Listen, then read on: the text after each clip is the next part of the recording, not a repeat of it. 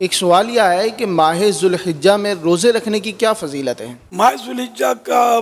جو یہ پہلا عشرہ ہے 10 دن شروع کے، اس کے روزے جو ہے نا یہ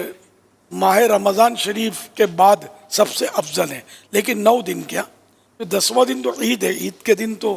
یہ بقرعید کا جو عید کا دن ہے اس میں تو روزہ رکھنا حرام ہے، اور اس میں جو نیکی کا ثواب جو ہے نا زیادہ ملتا ہے۔ فرمان مصطفیٰ صلی اللہ علیہ وآلہ وسلم، اللہ پاک کے نزدیک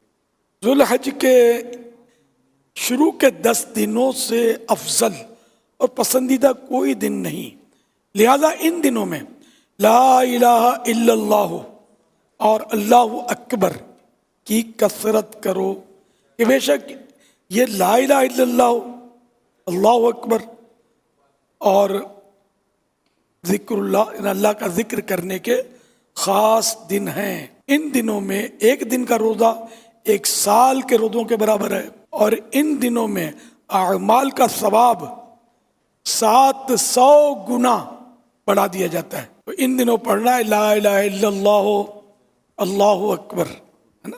یہ زیادہ پڑھنا اور اللہ کا ذکر زیادہ کرنا ہے ان 10 دنوں میں، جیسا کہ فرمان مصطفیٰ صلی اللہ علیہ وسلم ہے، ان 10 دنوں سے زیادہ کسی دن کا نیک عمل اللہ کو محبوب یعنی پیارا نہیں۔ صحابہ کرام علیہ رضوان نے عرض کی، یا رسول اللہ صلی اللہ علیہ وسلم، اور نہ رائے خدا میں جہاد؟ فرمایا اور نہ رائے خدا میں جہاد، مگر وہ کہ اپنے جان و مال لے کر نکلے پھر ان میں سے کچھ واپس نہ لائے۔ یعنی ان 10 دنوں میں صرف وہ مجاہد افضل ہوگا جو جان و مال قربان کرنے میں کامیاب ہو گیا۔ ایک اور فرمان مصطفیٰ صلی اللہ علیہ وآلہ وسلم، اللہ پاک کو عشرہ ذوالحج سے زیادہ کسی دن میں اپنی عبادت کیا جانا پسندیدہ نہیں،